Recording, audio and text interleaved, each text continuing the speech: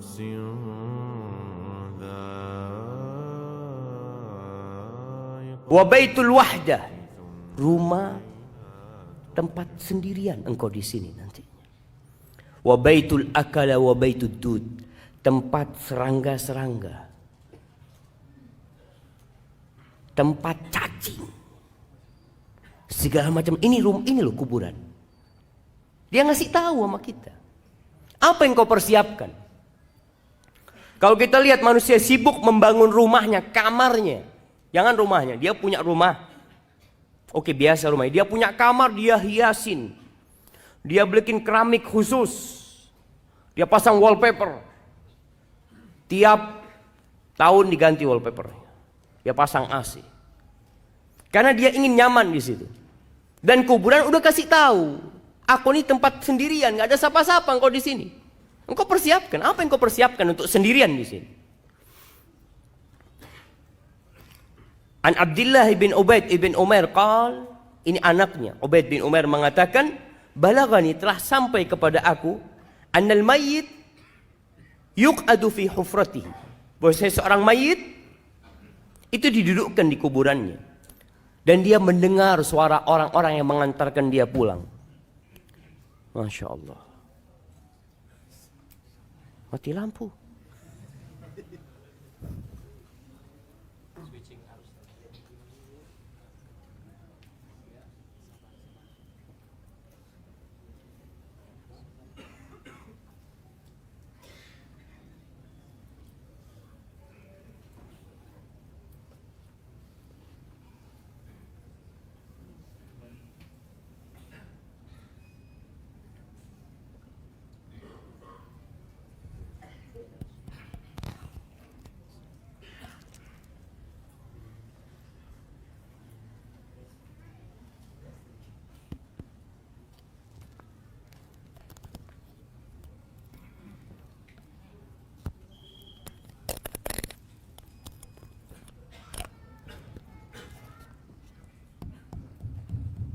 Masya Allah. Sampai mana? Sampai kuburan. Akhirnya kuburan itu berkata kepada orang yang ada di dalamnya, wayahak ibnu Adam, celaka engkau Adam, dengarkan nih. Alaysa qad hudzirtani wa hudzirta dhiqi, engkau kan udah dikasih tahu, aku ini tempat yang sempit loh. Engkau tuh diperingatkan tentang aku, bahwasanya aku baunya busuk. Engkau udah tahu ini tempat yang menyeramkan. Hadza ma a'dadtu laka, ini yang aku siapkan untuk engkau di sini di kubur. Terus yang kau siapkan apa? Umar bin Abdul Aziz rahimahullahu taala, kita tahu seorang khalifah yang zuhud, yang sebelumnya dia orang yang kaya raya, yang mewah hidupnya. Tapi di akhir hayatnya Allah berikan hidayah kepada Umar bin Abdul Aziz, sehingga dia menjadi khalifah yang adil, yang disegani, yang zuhud. Ketika menjadi pimpinan tertinggi umat Islam, awalnya dia hanya gubernur kota Madinah, kemudian jadi pemimpin tertinggi umat Islam pada waktu itu, yang ibu kotanya di Damaskus. Semoga Allah melepaskan Damaskus dari tangan orang-orang Syiah.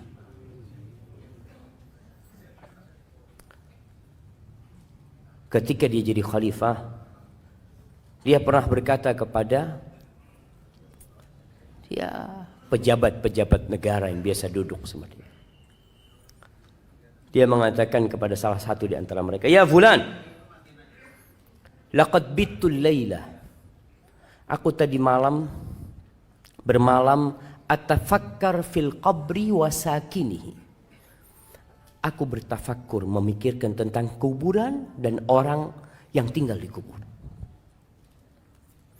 Innaka law ra'aital mayyit ba'da thalathin fil qabr, engkau kalau melihat kondisi mayit setelah 3 hari di kuburan, lastauhashta min qurbihi ba'da tulil unsi minka binahiyatihi, engkau akan ketakutan untuk dekat sama orang itu setelah 3 hari. Padahal ketika hidup engkau kepingin dekat sama dia, duduk sama dia.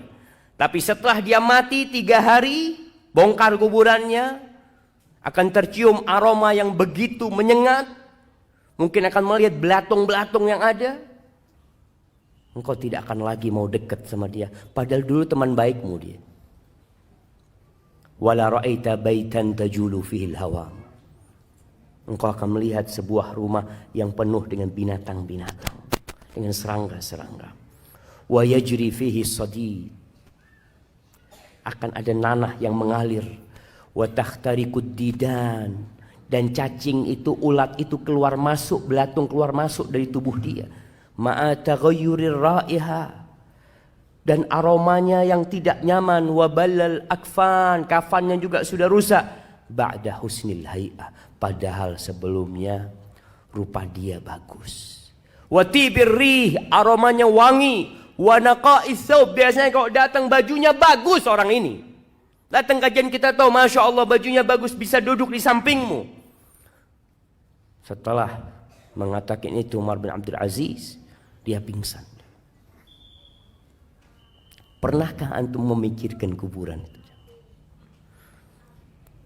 Rasulullah sallallahu alaihi wasallam dalam hadis riwayat Tirmizi mengatakan, "Ma ra'aitu manzaran qab illa wal qabru afdha minhu."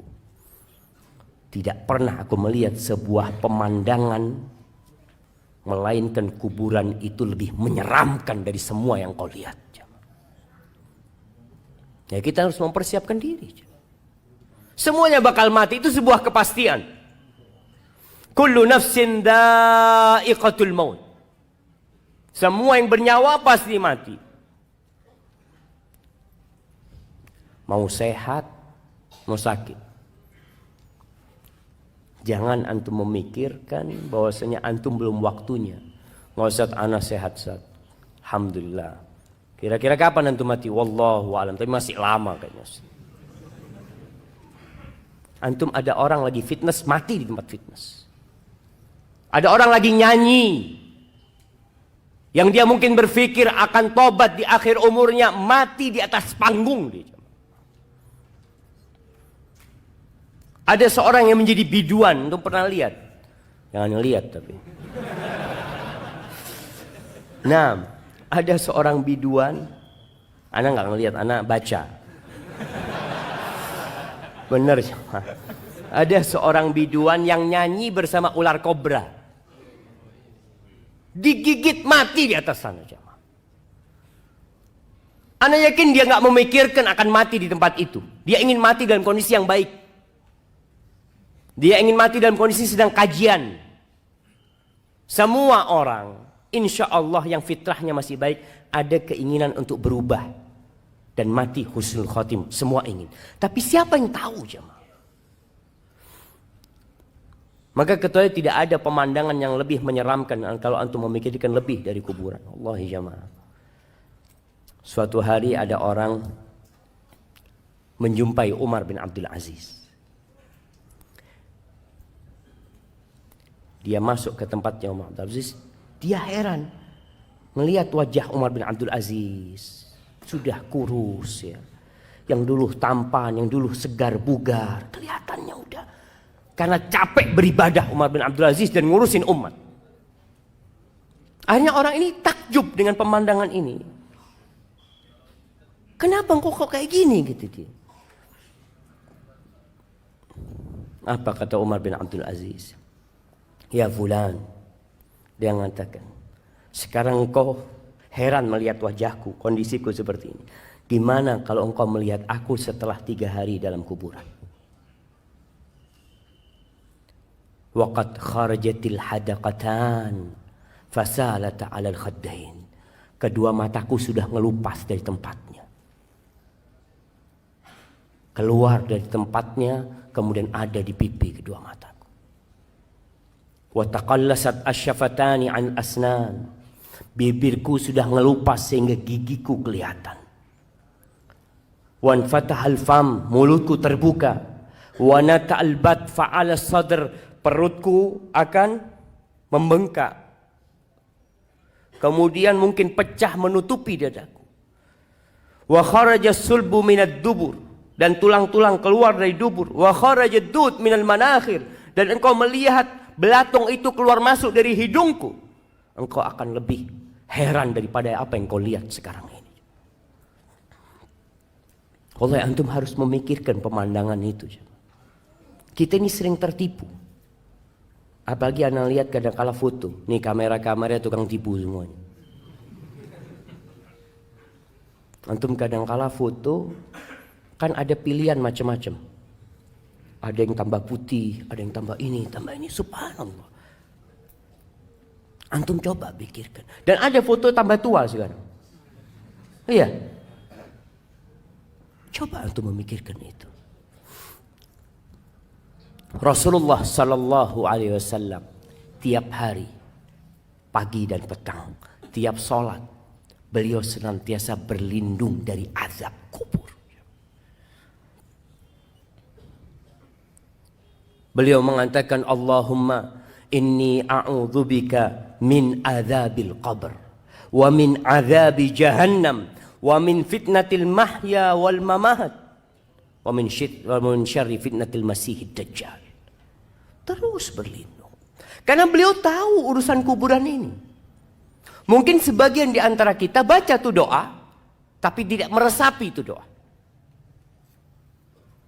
Karena sudah menjadi rutinitas, setelah membaca innaka hamidum majid, dia mengatakan Allahumma inni a'udzubika min azabil qabr. Antum bisa bayangin ketika antum menunjuk dan antum memikirkan kuburan. Bagaimana ketika daging itu sudah ngelupas. Ketika antum tinggal sendirian. Enggak ada lagi yang peduli sama antum.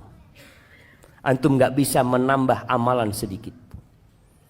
Rasulullah sallallahu alaihi wasallam menggambarkan bagaimana ketika orang itu mati, kemudian dimandikan, kemudian ditaruh di keranda, wahtamalahar rijal ala a'naqihim, dibawa di atas keranda oleh lelaki-lelaki menuju ke kuburan. Apa yang terjadi dengan orang yang ada di dalam sana?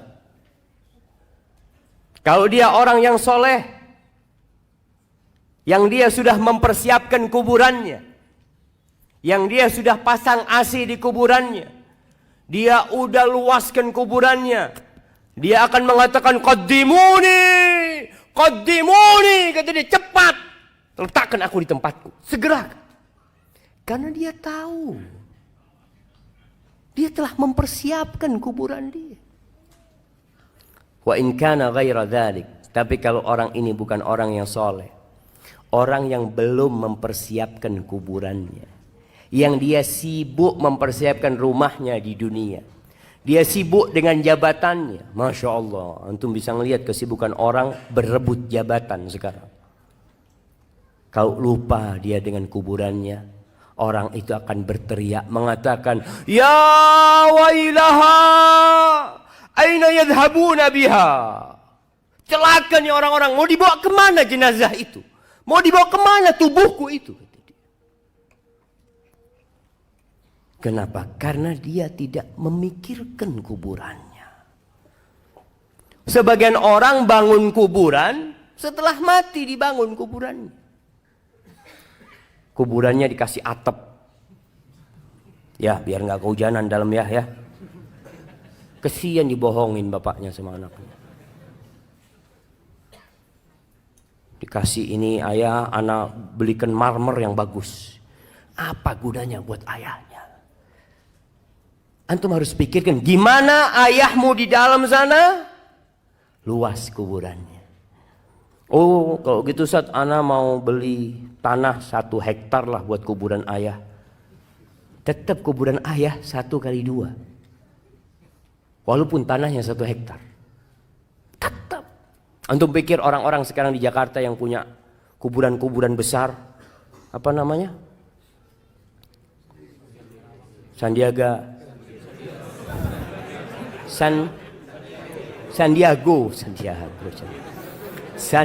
Hill.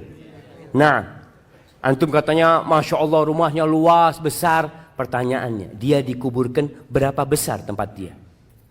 1x2 tetap, sesuai dengan jasadnya. Pikirnya kalau dikasih luas gitu, dia malam bisa keluar gitu ya. Ana bisa jalan-jalan. Nggak ada jamaah. Manusia terlena jamaah. Allah menyebutkan hal itu. Alhaakumut takatsur hatta zurtumul maqabir kalla sawfa ta'lamun thumma kalla sawfa ta'lamun kalla law ta'lamuna ilmal yaqin la tarawunnal jahim thumma la tarawunnaha 'ainal yaqin thumma la tus'alunna yawma idzin 'anil na'im. Manusia ini terlena, lupa dengan masa yang akan datang. Dia sibuk dengan masa dia sekarang ini. Dia sakit ke dokter, hatinya sakit nggak diobatin. At-takatsur, banyak-banyakan harta.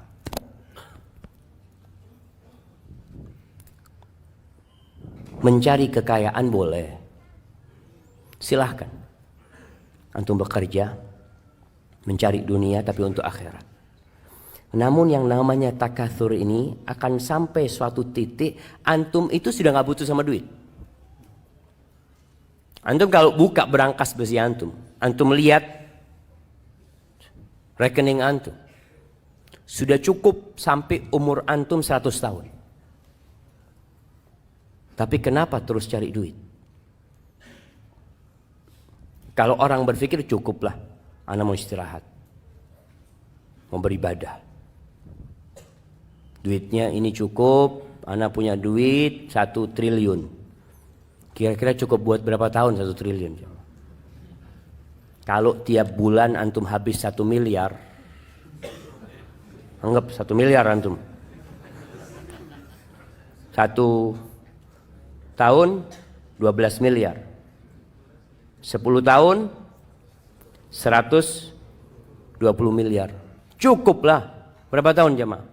80 tahun kira-kira. Nah, antum sekarang umurnya sudah 60 tahun.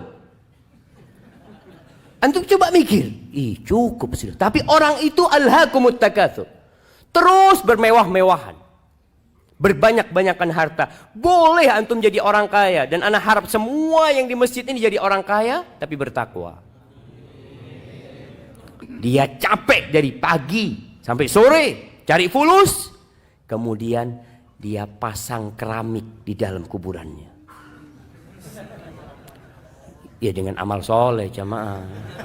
Jangan antum pasang keramik sekarang ya anak udah cukup. Aduh kayaknya kurang bagus. Boleh pasang TV di sana. Antum kalau orang soleh kuburannya itu maddal basar. Kita itu senang nonton jemaah, senang melihat yang indah-indah. Allahu Akbar. Anak kadang kala pegang HP sama anak-anak, melihat tempat-tempat yang indah. Ya Allah, bagus banget. Nanti antum di kuburan, itu akan dibukakan jendela. Antum bisa melihat surga Allah Subhanahu wa taala. Datang aroma-aroma yang wangi jemaah. Kalau antum mempersiapkan untuk itu jemaah.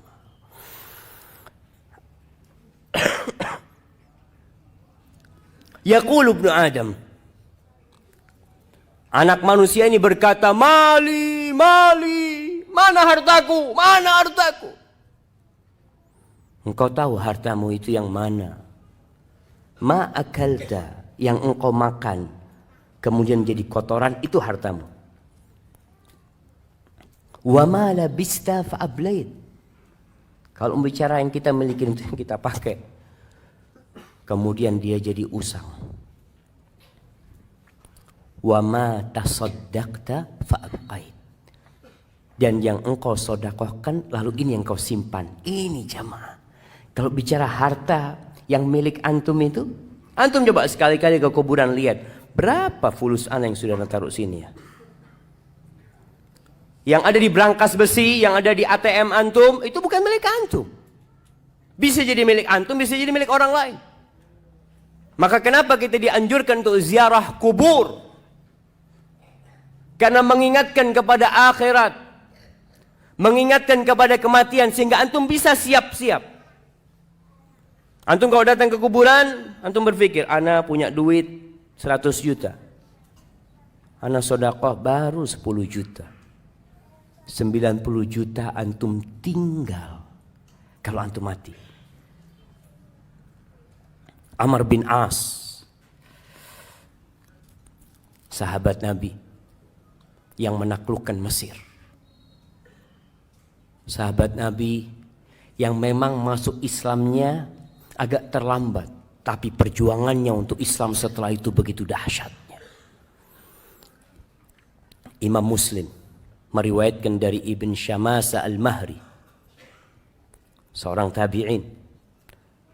Ibn Syamasa mengatakan hadarna Amr ibn al-As wa huwa fi siyaqatil maut. Kita pernah menghadiri Amr bin As di rumahnya. Amr bin As dalam kondisi dia mau mati sudah. Naza sudah. Fahawwala wajhahu ila al-ha'id yabki tawilan. Ini sahabat Nabi. Dia menghadapkan wajahnya ke tembok. Ini orang-orang datang membesuk dia lagi sakit, dia malah menghadapkan wajahnya ke tembok menangis. Yang panjang sekali tangisan. Wabnuhu Abdullah, anaknya bernama Abdullah bin Amr bin As. Sahabat Nabi salah satu yang banyak meriwayatkan hadis. Anak yang soleh, yang berbakti sama orang tuanya. Kita kadang-kala kalau punya anak soleh, oh insya Allah doakan abah nanti ya. Siap abah sudah mati, punya anak seperti kau. Lihat Abdullah Amr bin As. Dia punya anak seorang sahabat yang soleh. Dia menangis panjang. Anaknya berkata kepada ayah, ma yubkik, apa yang membuatmu menangis? Wahai ayahanda, ama basyaraka Rasulullah sallallahu alaihi wasallam bikada, ama basyaraka bikada. Mulai disebutkan keutamaan-keutamaan abahnya. Bukankah Rasulullah SAW memberikan kabar gembira kepadamu tentang ini, tentang ini, tentang ini? Supaya abahnya berhenti menangis, supaya dia merasa senang dengan apa yang diucapkan oleh putranya. Apa kata Amr bin As? Qala wa huwa fi dhalika yabki wa wajhu ila al-ha'id. Qala thumma aqbala biwajhi. Terus bapaknya ini ngadep ke sana, tapi akhirnya menoleh kepada kita. Faqala, lalu dia memberikan wasiat kepada orang-orang yang ada di kamar itu. Inna afdal mimma tu'addu alayya syahadatu an la ilaha illallah wa anna Muhammadar Rasulullah sallallahu alaihi wasallam. Sesungguhnya yang paling mulia yang dipersiapkan untuk aku, yang aku persiapkan itu adalah syahadat la ilaha illallah dan Muhammad Rasulullah SAW. Ini memang bekal utama seorang untuk kematian. Man kana akhiru kalamihi la ilaha illallah dakhala al-jannah. Barang siapa yang akhir ucapannya la ilaha illallah, niscaya masuk surga. Ini bekal yang utama. Tahu Amr bin As dengan hal itu. Walakinni, tapi dia cerita masalahnya aku ini beda. Aku punya masalah dalam kehidupan ini. Qad kuntu ala atbaqin salas. Aku itu hidupku ini di 3 fase. Fase yang pertama, dia cerita, qad ra'aituni, aku telah melihat diriku. Ini orang yang suka menghisap dirinya. Dia akan sibuk dengan kesalahan dirinya daripada dengan kesalahan orang lain. Dia akan disibukkan dengan menambal kekurangan-kekurangan dirinya daripada dia menambal kekurangan orang lain. Amr bin As tahu dengan dirinya. Dia bercermin. Maka dia mengatakan, qad ra'aituni, aku telah melihat diriku. Ma minan nasi min ahadin abghad ilayya min Rasulillah SAW. Di fase yang pertama itu, tidak ada satu manusia yang lebih aku benci daripada Rasulullah SAW. Bagaimana bencinya Amr bin As kepada Nabi SAW. Wala ahabbu ilayya min an astamkina minhu fa'aqtulahu. Dan bagaimana ambisiku pada waktu itu bisa membunuh Nabi SAW. Falau mittu ala tilka tabaqah lakuntu min ahlin nar. Andai kata aku mati dalam fase itu, niscaya aku jadi penghuni neraka, pasti sudah, kata dia.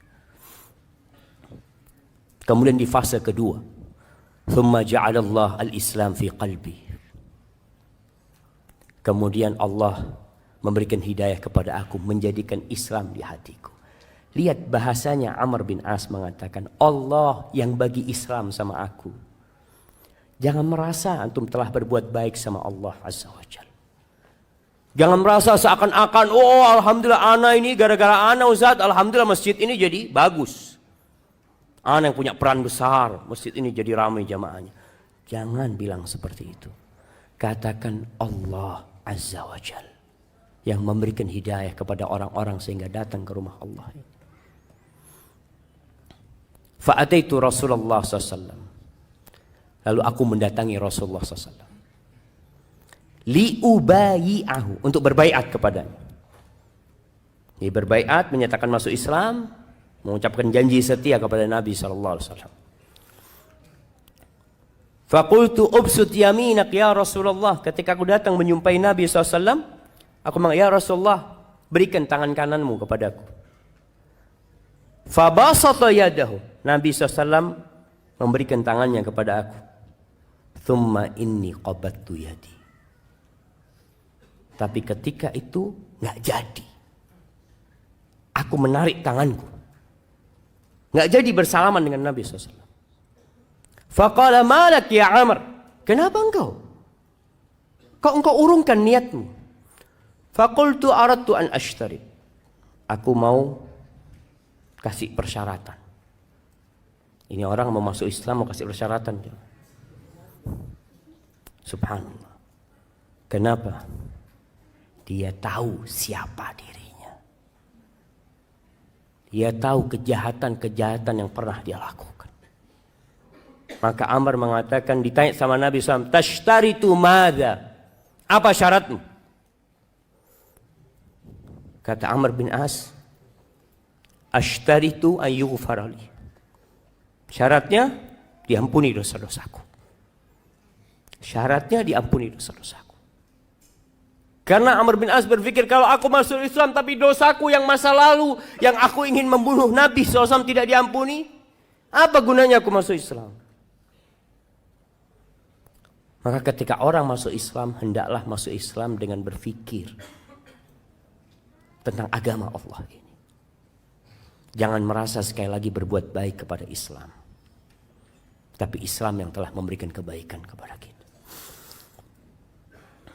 Lalu Nabi SAW mengatakan kepada Amr,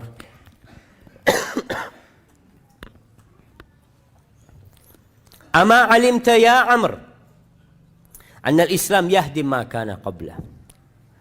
Wahai Amr, apa engkau enggak tahu kalau seorang dengan masuk Islam, semua dosa-dosa dia dihapuskan.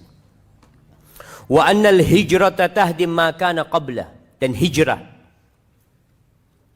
itu menghancurkan dosa-dosa masa lalu. Hijrah dengan fisiknya, hijrah dengan hatinya. Dosa-dosa masa lalu dia selesai. Wa annal hajj yahdim ma kana qabla. Haji itu juga sebuah amalan yang menghapuskan dosa-dosa yang sebelumnya. Lalu Amr bin As menyebutkan tentang dirinya lagi. Faqad ra'aituni, setelah itu aku melihat diriku, ma minan nasi ahadun ahabbu ilayya min Rasulillah sallallahu wala ajallu fi aini minhu. Enggak ada orang yang lebih aku cintai daripada Nabi sallallahu. Enggak ada orang setelah itu yang lebih aku agungkan daripada Nabi sallallahu alaihi wasallam. Walau su'iltu wala ajallu fi aini minhu, di mataku enggak ada orang yang lebih agung, yang lebih wibawa daripada Nabi sallallahu alaihi wasallam. Andai kata ada orang minta kepada aku agar aku mensifati, menceritakan bagaimana wajah Nabi sallallahu alaihi wasallam, ma'ataqtu, aku enggak bisa. Kalau diminta, gimana sih wajah Nabi SAW? Aku nggak akan bisa. Padahal Amr bin As ini orang yang cerdas.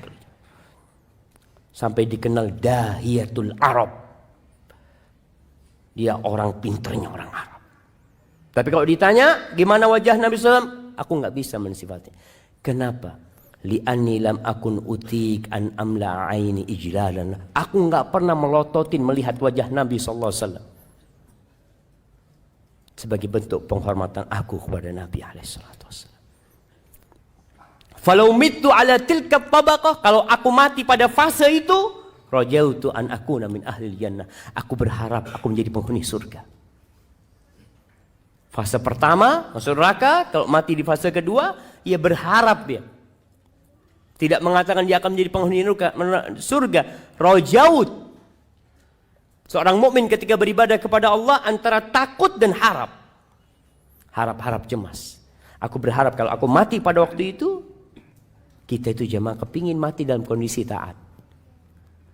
Antum berharap mati dalam kondisi sedang sholat, sedang ngaji, sedang baca Al-Quranul Karim, sedang umroh. Sebagian orang berangkat umroh kepingin tidak balik lagi supaya dia dicabut nyawanya di sana. Tapi tahu-tahu sampai Jakarta lagi. Astagfirullah, sampai Jakarta lagi. Iya, ada orang yang kepingin karena mati husnul khotimah. Harapannya seperti itu ketika mati dalam kondisi berihram. Thumma wullina asya' ba'd. Setelah itu, ini yang aku takutkan. Setelah meninggalnya Rasulullah SAW, kita dikasih kekuasaan. Ini buat para penguasa, para pejabat, apa saja kekuasaanmu. Biasanya orang kalau duduk di jabatannya mulai berubah. Yang awalnya di soft pertama, akhirnya jadi imam buat orang-orang masbuk. Jadi imam dia, tapi khusus buat orang-orang masbuk. Allahu Akbar. Wulitu asya' ba'd falastu adri ma ana fiha au ma hali. Aku enggak tahu kondisi aku ketika aku menjabat. Jadi gubernurnya Mesir Amr bin As. Subhanallah. Amr bin As ini jamaah. Kalau antum baca sejarah Amr bin As, pada waktu menyerang Mesir, di perjalanan itu dia berhasil menghadang rombongan anaknya Muqawqis, Raja Mesir pada waktu itu. Putrinya itu dikirim ke Palestina untuk menikah dengan salah satu Raja Romawi. Nama putrinya Romunusa apa? Dengan emas, dengan macam-macam dikirim untuk ke sana karena sudah dinikahkan. Ketika ditangkap oleh Amr bin As, Amr bin As itu mengatakan kepada para sahabatnya, kalian ingat Raja Muqawqis itu pernah kirim hadiah buat Nabi kita sallallahu alaihi wasallam. Pernah kirim bagla. Bagla itu campuran antara kuda sama keledai. Kasih hadiah buat Nabi bagla yang bagus dan mengirimkan seorang budak, Maria Al-Qibtiyah. Gimana menurut kalian kalau kita balas kebaikan raja itu agar tahu dengan kebaikan Nabi kita Muhammad SAW? Itu dibalikin rombongan itu ke Mesir, jemaah. Jadi banyak kebaikan Amr bin As radhiyallahu taala. Maka dia mengatakan, aku nggak tahu kondisi aku ini gimana sekarang. Fa idza ana mittu fala tashabni naihatun wala nar. Kalau aku mati, tolong nggak ada wanita-wanita yang meratap, yang menangis-nangis, yang menemani aku ke kuburan, yang mengantarkan aku ke kuburan. Walanar, nggak ada api-api untuk memeriahkan orang mau mati, dimeriahkan. Kadangkala pasang mercon atau apa? Nggak ada. Faida dafantumuni, kalau kalian telah menguburku, fasunnu alayyat turab sannan, itu debu kalian timpakan kepada aku.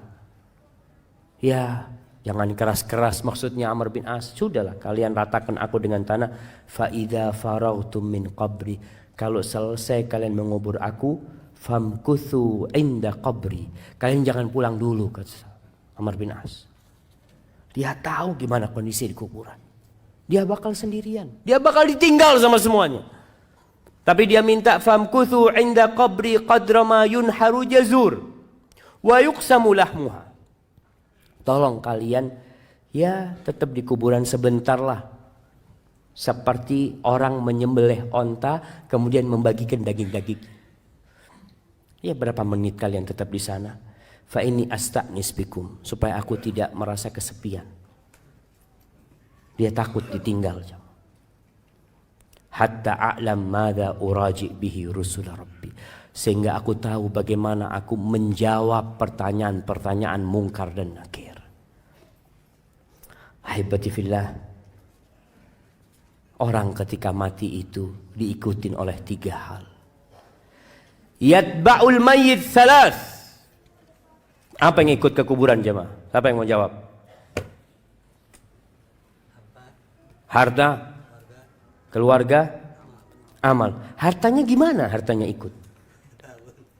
Gimana hartanya?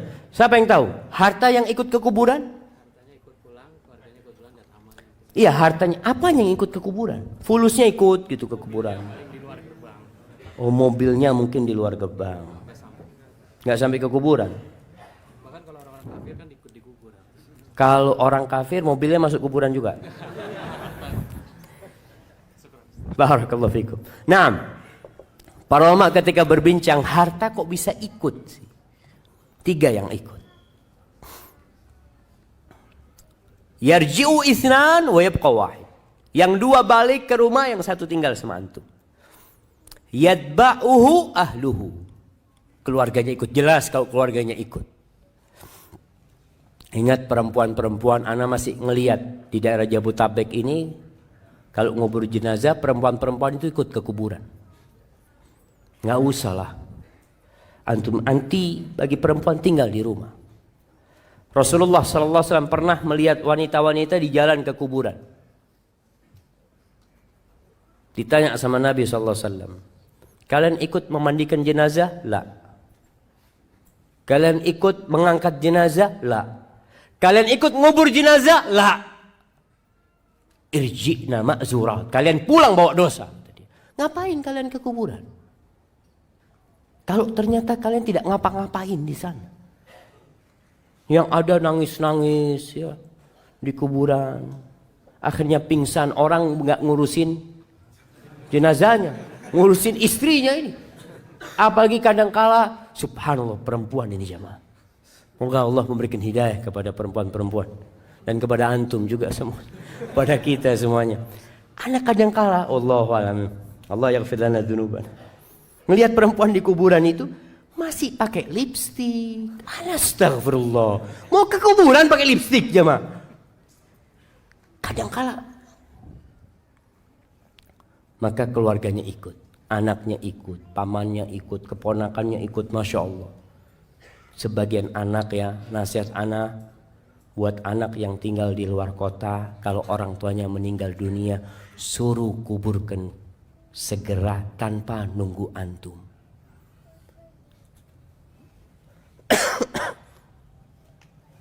Itu sebagai bentuk kebaktian antum sama orang tua. Antum kadang-kadang mengatakan, enggak, anak ingin mengucapkan salam terakhir. Selesai, enggak ada salam terakhir, sudah mati. Seharusnya engkau dampingin orang tuamu sebelum mati. Jangan ketika dia mati disuruh nunggu anaknya 24 jam. Anaknya di luar pulau. Ditunggu padahal sudah meninggal, tempat dia bukan di muka bumi ini lagi. Selesai, katakan kuburkan orang tua anak. Engkau gimana? Nggak apa-apa, yang penting orang tua anak sampai ke tempatnya. Engkau datang, kemudian engkau datang ke kuburannya, boleh sholat jenazah di atas kuburan. Sholatin di atas kuburan. Nggak harus nunggu antum. Keluarganya ikut. Wa malu, hartanya ikut. Para ulama ketika berbincang tentang hartanya yang ikut ini, mengatakan ini dulu. Dulu itu ada budak.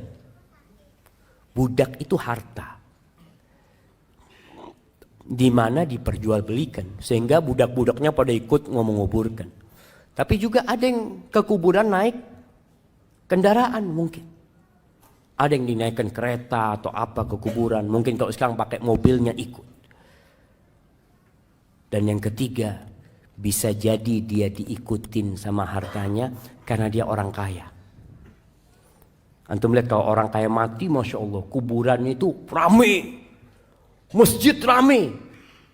Sampai pernah ada seorang jemaah, cerita temen ini, nggak tahu di Bekasi atau di mana. Dia cerita, ada salah satu ikhwan meninggal dunia, disolatkan di sebuah masjid, rame yang nyolatin jemaah. Salah satu jamaah masjid tanya, ini orang kaya dari mana yang mati? Kenapa Pak? Katanya. Iya berarti kan bisa ngasih amplop kepada semua yang sholat itu. Subhanallah. Nggak tahu itu di mana jamaah. Ada yang pernah sholat jenazah dapat amplop? Ada yang pernah? Angkat tangan. Mana jamaah? Dapat beras tuh. Masya Allah. Kasih sini. Jadi ngambil berasnya di mana tuh?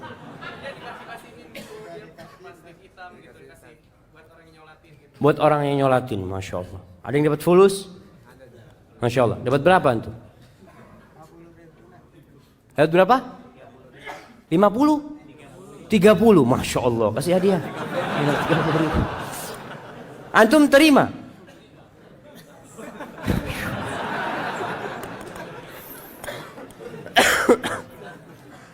Iya, tadi ketika orang kaya raya banyak yang nyolatin karena dia orang terhormat di kampungnya, ikut.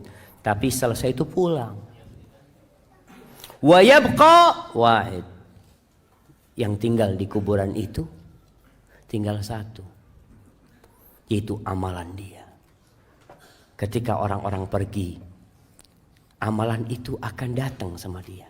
Kalau dia orang soleh, amalan itu datang dalam wujud seorang manusia yang tampan, wajahnya indah, pakaiannya bagus. Dia perlu teman di kuburan sana. Lalu ditanya sama orang yang sudah di kuburan, man anta? Wajhuka alladhi ya'ti bil khair. Wajahmu ini wajah orang baik gitu loh. Dan bajumu baik, kata dia. Kata orang ini, ana amaluka saleh. Aku amal solehmu, kata dia. Kemudian kuburan yang sempit itu yumaddu lahu maddal basar. Dibentangkan sepanjang mata memandang, lebih luas daripada rumah dia di muka bumi. Kalau orang punya rumah, ya rumahnya masih tertutup tembok, ya, tapi di kuburan sepanjang mata memandang luas dia. Kemudian dibukakan tadi jendela, dia melihat ini tempatmu di surga, kata dia. Lalu orang soleh ini akan mengatakan, dauni, biarkan aku mau kasih kabar kepada keluargaku supaya nggak nangis lagi mereka sudah. Kata dia, engkau tinggal di sini, selesai sudah urusanmu dengan dunia. Tapi kalau amalnya amal soleh, amal toleh, amal buruk, sama juga akan diam di situ. Datang seorang dengan wajah yang menyeramkan, dengan aroma yang busuk. Lalu orang ini di kuburan melihat orang itu ketakutan mengatakan, man anta? Kamu siapa kamu? Wajahmu wajah yang mendatangkan keburukan, aromamu busuk. Apa kata orang ini? Ana amaluka toleh. Aku amalanmu. Engkau dulu yang beramal aku seperti ini. Lalu kuburan itu disempitkan buat dia. Dan dibukakan jendela menuju ke neraka. Sehingga datang kepada dia panasnya neraka itu. Lalu orang ini mengatakan, Rabbi la tuqimis sa'a. Ya Allah, jangan didirikan kiamat ya Allah. Karena dia tahu kalau kiamat terjadi, maka dia akan masuk ke sana. Ahibati fillah, apa yang perlu kita amalkan agar kuburan kita jadi raudhatun min riyadil jannah, dari taman-taman surga, menjadi sebuah taman yang indah. Selama kita hidup kita harus mempersiapkannya. Maka secara global semua amal soleh, jadilah antum orang yang semangat mengamalkan semua amal kebajikan. La tahqiranna minal ma'rufi syai'an. Jangan pernah meremehkan amal soleh walaupun kecil menurut antum. Walau antalqa akhaka biwajhin taliq. Walaupun engkau hanya berjumpa dengan saudaramu dengan wajah yang berseri-seri. Ini buat teman-teman yang udah ngaji. Antum setelah ngaji itu seharusnya senyum antum lebih banyak kepada tetangga, kepada rekan-rekan antum, supaya masyarakat di kampung itu merasakan antum nih jadi baik sekarang setelah hijrah. Jangan cuma pasang jenggot, terus matanya mulai melototin. Nah ini kayaknya masuk neraka. Antum jadi astagfirullah. Antum siapa antum? Maka tunjukkan kepada orang kalau antum orang yang penuh dosa, sehingga antum tawadhu, tidak melihat orang lain melainkan antum mengira orang itu lebih baik dari diri antum, sehingga antum akan berbuat baik sama orang lain. Senyum, apa saja amal kebajikan.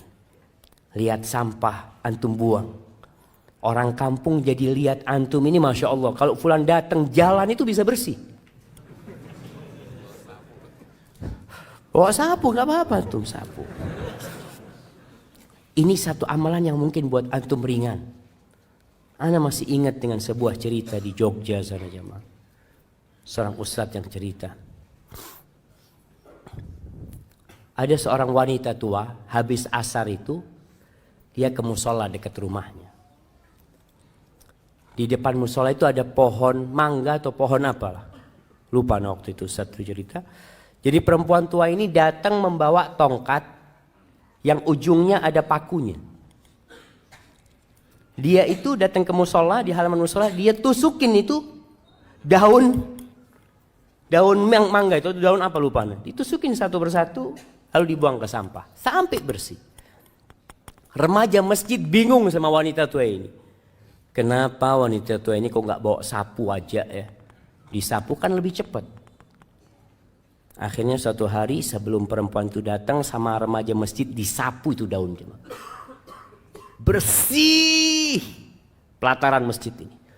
Wanita tua itu datang menangis dia jemaah. Menangis orang itu. Bingung akhirnya remaja masjid, kenapa ya Allah, apa yang sudah kita lakukan? Ibu-ibu kan seharusnya gembira gitu loh, nggak capek-capek lagi nyapuin gitu kan. Seharusnya jazakallah khair udah selesai, makasih banyak. Apa kata ibu tua ini? Ana itu dengan setiap daun yang ana ambil itu, ana bersolawat buat Nabi SAW. Mungkin orang nggak tahu jamaah, tapi Allah tahu dengan amalan antum. Kita perlu punya amalan yang tersembunyi, yang tidak ada manusia yang tahu, yang mudah-mudahan itu yang menjadi penerang kuburan kita. Di antara amalan yang bisa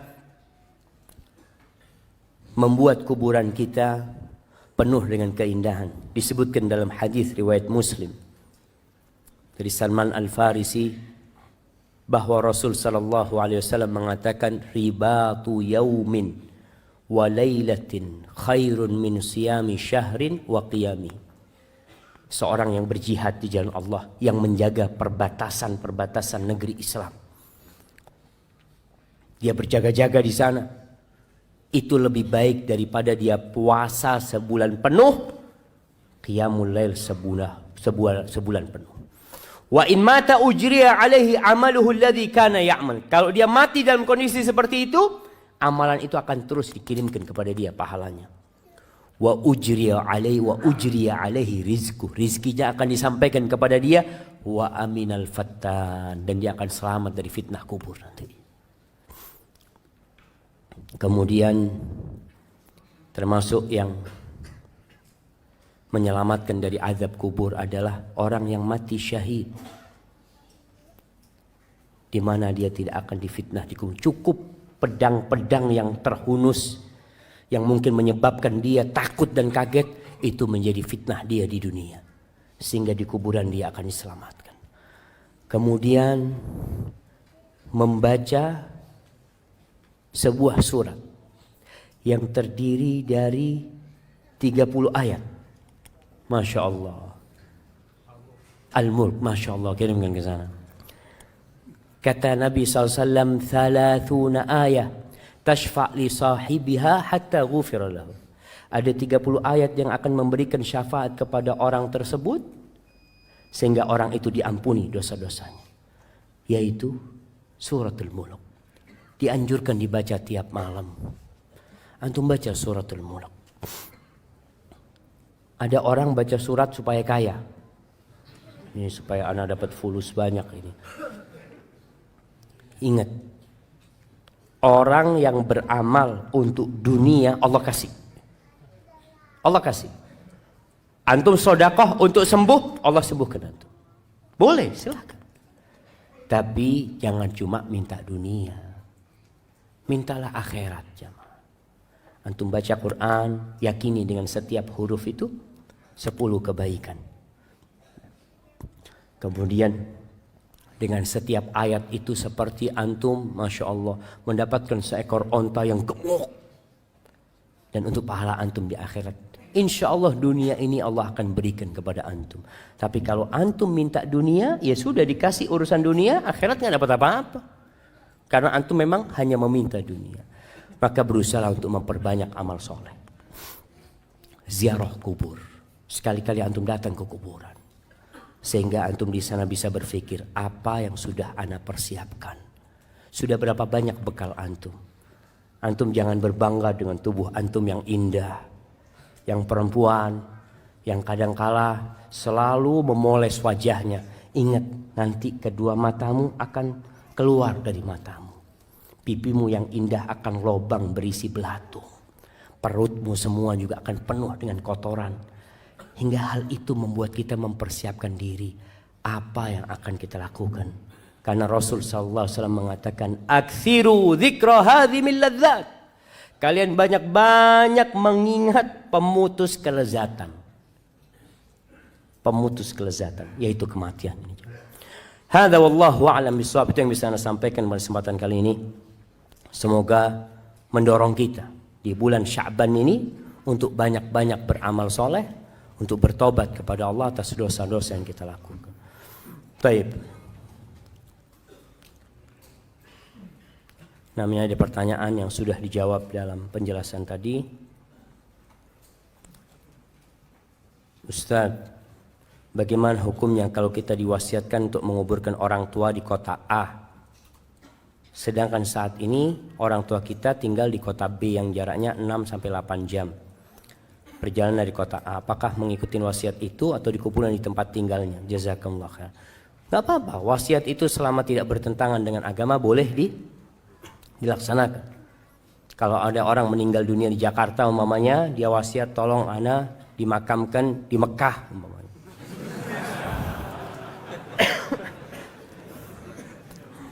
Kalau boleh fadol jemaah. Artinya orang tua kepingin umpamanya seperti itu. Dia ingin dimakamkan di Mekah, silahkan. Kalau dia berwasiat seperti itu. Tapi kayaknya kalau di Mekah sulit jemaah. Tapi kalau dia ana minta dimakamkan di kampung ana. Sebagian orang meninggal di negeri kafir umpamanya. Meninggal di Australia. Dia berpesan tolong kalau ayah mati, ayah makamkan di Indonesia. Padahal butuh waktu panjang, nggak apa-apa.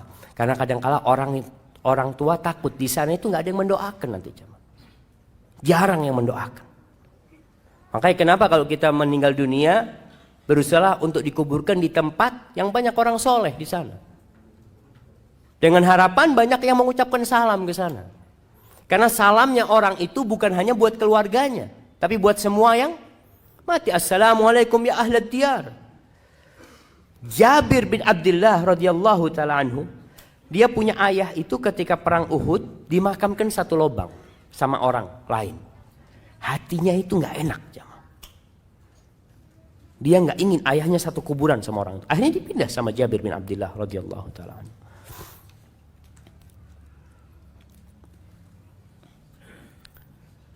Allahu Akbar.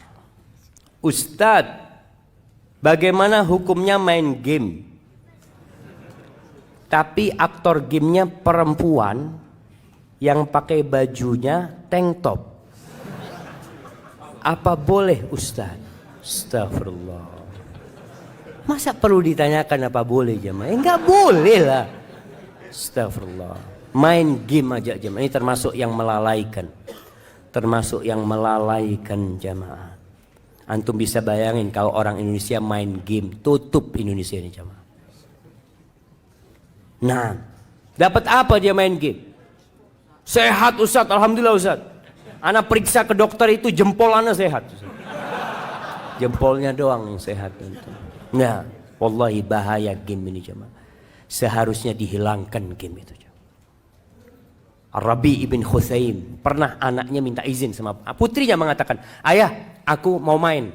Ngomong sama ayahnya, anakku ngomong yang baik lah, jangan ngomong mau main. Akhirnya kata ibunya, kau ngomong sama bapak aku mau ngobrol sama teman-teman. Ya silahkan kata dia. Kenapa kalau dia nggak ngomong tidak mau dengan kata-kata main? Dia mengatakan permainan itu selalu dicela sama Allah Subhanahu wa taala. Kita itu harus serius menghadapi kehidupan ini. Tidak bermain-main jemaah. Orang subhanallah kerjanya main, game ini main terus. Tinggalkan game. Nasihat ana, tinggalkan game. Sudah bukan waktunya, antum harus serius. Antum kepingin perang, daftar jadi tentara. Ini kan game perang-perangan, tembak-tembakan ya apa? Daftar Pak, saya jadi sukarelawan. Kapan butuh perang, kirim ana. Gak apa-apa, ana mati, ana kepingin mati. Daripada antum main game yang gak ada gunanya. Gunanya gak ada. Waduh Ustaz dapat fulus. Fulusnya dimurkain sama Allah SWT. Orang mikir bagaimana main game. Astagfirullah. Alhamdulillah anak gak suka main game. Alhamdulillah. Ada orang yang memang itu ujian dan cobaan buat dia. Ada perempuan suka main game. Akhirnya sampai sama suaminya main game bareng. Astagfirullah. Di rumah ana banyak sekali semut, kecoa dan kelabang. Sudah beberapa kali ana usir. Masya Allah, gimana untuk ngusirnya? Dengan dibersihkan, disapu, dipel. Masih saja Ustaz. Lalu sekarang ana semprot pakai baygon. Ana lihat sedih sekali matinya mereka. Berdosa ke ana Ustaz. Ingat, semut itu termasuk binatang yang tidak boleh dibunuh. Ketika mengganggu boleh dibunuh. Tapi selama tidak mengganggu, antum ngelihat ada semut lewat ya, ngapain ini? Ambil baygon antum, bunuh dia. Antum biar dia mau lewat, mau main kemana gitu, seperti itu. Nah, artinya kalau mengganggu boleh dibunuh. Tapi kalau kelabang sama kecoa, boleh, dia termasuk serangga yang boleh lah dihilangkan karena memang apalagi kelabang ya yang berbahaya itu. Ustadz, saya seorang istri yang sudah, Masya Allah. Sudah, jangan ditaruh lagi ke atas. Ustadz, saya seorang istri yang sudah berhijrah. Tapi suami saya belum. Dan untuk sholat 5 waktu nggak pernah Ustadz. Padahal saya selalu mengingatkan suami untuk sholat. Yang saya tanyakan, apakah masih ada surga di suami saya buat istrinya? Apa yang harus saya lakukan Ustadz? Nah, berusaha untuk diperbaiki. Karena kondisinya anti memang menikah sama dia dulu bukan melihat kepada agamanya. Artinya bertahun-tahun anti hidup sama dia itu aman-aman saja. Ketika anti berhijrah, anti melihat ada masalah di suami. Kasih nasihat. Kalau nasihat dari anti tidak bisa masuk kepada dia, lewat orang tuanya. Kalau sudah nggak mungkin kasih nasihat, anti boleh gugat cerai. Gugat cerai. Sebagian ulama dalam madhab Hambali berpendapat orang yang meninggalkan sholat, full sama sekali tidak sholat sudah kafir. Sehingga pernikahannya sudah batal secara otomatis. Itu dalam sebagian madhab Hambali. Karena orangnya dianggap murtad. Tapi dalam madhab Syafi'i tidak. Dia masih muslim tapi yang melakukan dosa besar. Engkau punya hak untuk cerai. Mudah-mudahan dengan engkau gugat cerai, kalau ditanya apa masalahnya, masalahnya dia nggak sholat. Kalau dia sholat, aku tidak akan gugat cerai. Maka insya Allah dengan cara itu semoga suamimu dapat hidayah. Artinya tujuannya itu supaya suami berubah. Barakallahu fikum. Dan bagaimana azab kubur bagi orang yang berselingkuh dan berzina. Dan apabila bertobat bagaimana cara agar tetap istiqamah. Rasulullah SAW ketika Isra Mi'raj beliau melihat azab kubur. Khususnya buat orang-orang yang berzina, beliau melihat ada lelaki dan wanita di dalam tungku. Kayak di dalam tungku jamaah yang atasnya sempit, bawahnya lebar. Kayak gentong gitu jamaah. Yang atasnya sempit. Di bawah itu ada api. Jadi ketika api itu membara, mereka naik ke atas, dibakar mereka. Mau keluar nggak bisa keluar. Tahu-tahu api itu redup sekali. Nanti dibakar lagi. Karena orang berzina biasanya nafsunya naik kemudian turun. Seperti itu dibakar terus sampai kiamat. Antum bisa bayangin, antum punya jari. Cobalah kalau antum mau coba ya. Antum pasang korek, coba 1 menit lah. Kalau kuat 2 menit. Antum gak kuat. Orang-orang yang kurang imannya, mereka lah yang akhirnya melakukan dosa zina. Sehingga Nabi SAW mengatakan la yazni zani wa huwa mu'min. Tidaklah seorang berzina dalam kondisi berzina dia beriman. Imannya itu keluar aja ketika dia melakukan perzinahan itu. Karena kalau dia beriman, dia dilihat sama Allah Azza wa Jalla ketika melakukan perzinahan itu. Dan Allah murka dengan perbuatan itu. Ingat jemaah, ada suatu hari yang semua akan dibongkar. Walaupun istrimu nggak tahu, suamimu nggak tahu, orang satu kampung nggak tahu, tapi Allah tahu dengan perbuatan tersebut. Dan azab kubur menanti sebelum nanti diazab pada hari kiamat. Na'udzubillahi minan nar. Assalamualaikum Ustaz. Apakah jika seorang ketika sudah meninggal di dalam kuburnya sempit dan gelap, masih memungkinkan bisa terang dan lapang berkat doa anaknya yang soleh? Nah, masih memungkinkan. Masih memungkinkan. Artinya seorang yang meninggal dunia memang amalannya putus. Kecuali 3. Yang pertama, ilmu yang bermanfaat. Nah, idza mata ibnu Adam itu hadisnya. Ilmu yang bermanfaat. Ilmun yuntafa'u bihi. Maka berusahalah antum punya ilmu yang bermanfaat. Apa contohnya? Ngajar ngaji antum. Artinya antum yang bisa ngaji berangkat ke masjid, saya mau ngajar ngaji. Nggak apa-apa sudah. Orang-orang tua mau belajar sama saya mau ngajar ngaji. Atau ilmu umum yang bermanfaat, yang orang itu dapat manfaat dari ilmu tersebut. Silahkan antum ajarkan. Yang kedua, sedekah jariyah. Sedekah jariyah. Sedekah yang terus berlanjut jemaah. Bangun masjid, gali sumur buat orang. Antum menyekolahkan orang, masukkan pesantren, ana biayain. Dia berilmu, belajar dengan uang antum, insya Allah antum dapat pahala. Ketika dia ngajarkan ilmu tadi, karena antum sudah memberikan biaya kepada mereka. Jadi sedekah jariyah. Yang ketiga, awaladin salihin yad'ulahu. Anak soleh yang mendoakan. Sebenarnya kalau bicara doa, doa dari semua orang itu Allah dengarkan. Ketika sholat jenazah, yang doa bukan cuma anaknya. Temannya berdoa, pamannya berdoa, istrinya berdoa, orang kampung berdoa. Allah insya Allah kabulkan doanya. Tapi anak soleh ini nggak putus doanya. Kalau kita, ya terus terang Anda sendiri merasakan Anda punya teman baik meninggal dunia. Di awal-awal tiap hari Anda doakan. Setelah itu lupa. Antum juga merasakan. Punya istri meninggal dunia, Masya Allah. Pekan pertama doa terus, Allahumma gfir laha warhamha.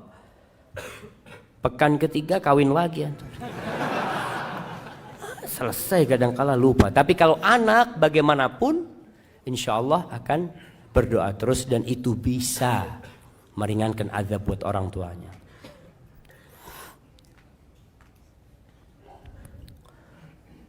Bagaimana caranya agar di dalam pembicaraan tidak ada unsur ujub?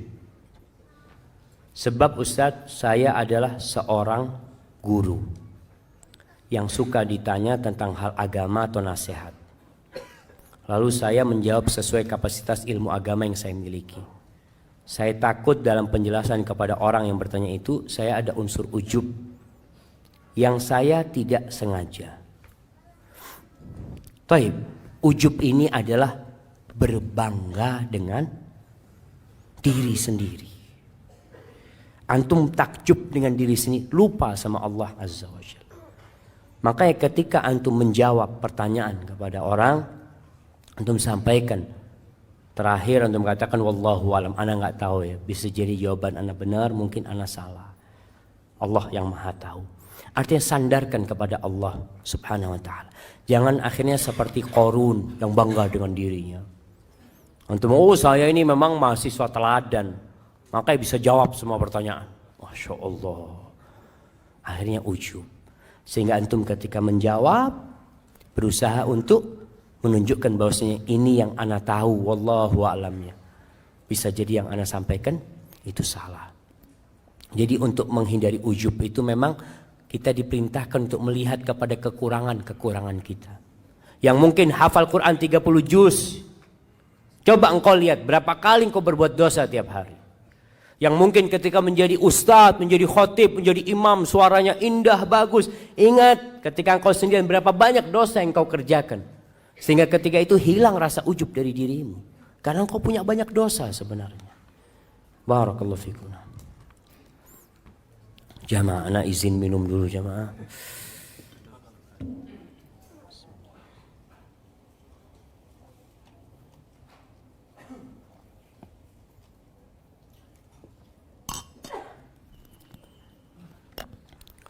Assalamualaikum. Alhamdulillah. Qadarullah. Ibu ana sudah tidak bersama kami 7 tahun yang lalu karena sakit diabetes dan sudah komplikasi. Alhamdulillah semasa hidupnya rajin ibadah dan baik kepada siapa saja, namun belum kenal sunnah.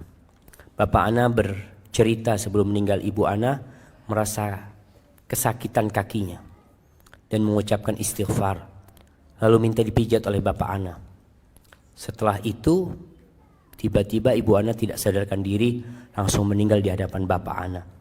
Bapak ana kaget, lalu refleks memeluk ibu ana dan mencium aroma wangi keluar dari telinganya.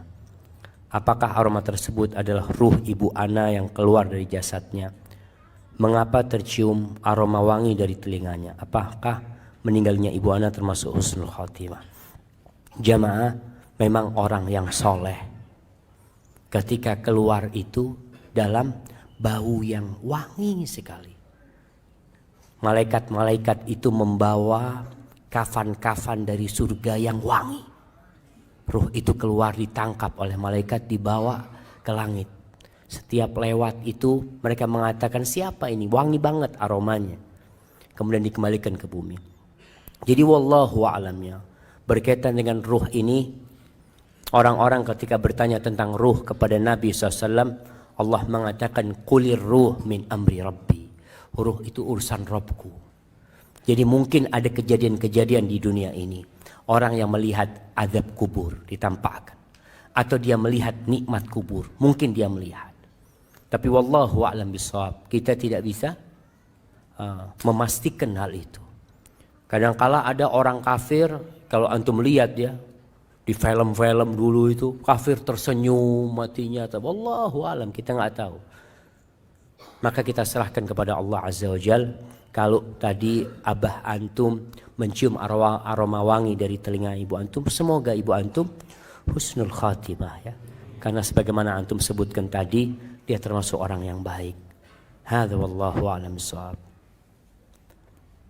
Ustaz, bagaimana cara menghilangkan, mengurangi ngambek, kesal pada suami?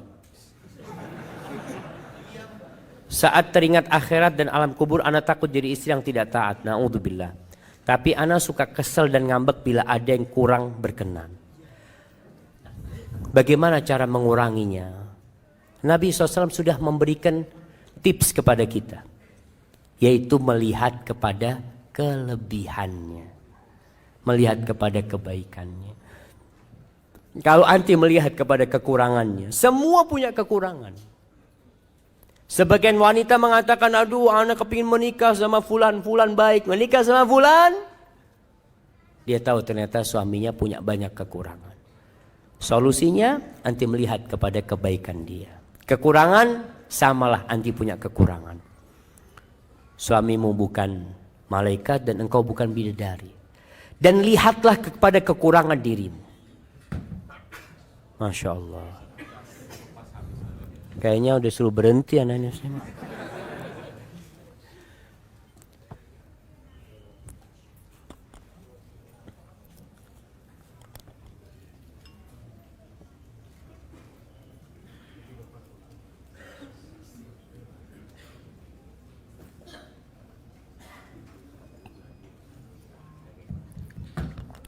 Nah, jamaah.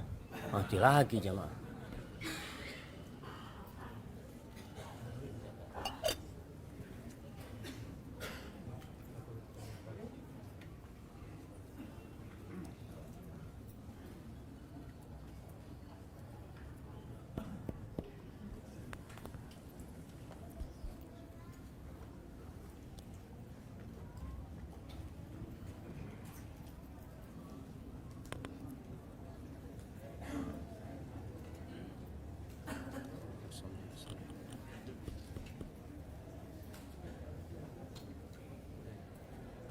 Penutup lah, masa tutup.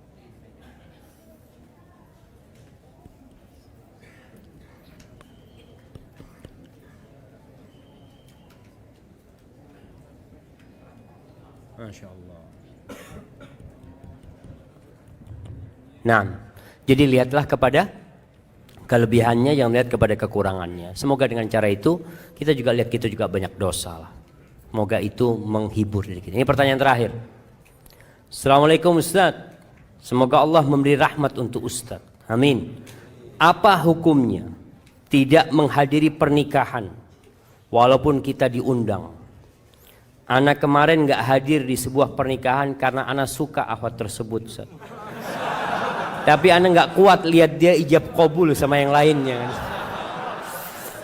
Allahu Akbar jamaah. Nah, ini pertanyaan menarik sekali jemaah. Artinya antum diundang dengan oleh saudara antum, antum datang. Wajib datang. Kalau tidak ada halangan. Tapi kalau antum takut pingsan di sana umpamanya, ngerepotin orang banyak ya nggak usah hadir. Karena kadang-kala ada perasaan bener nggak tahan lah jemaah.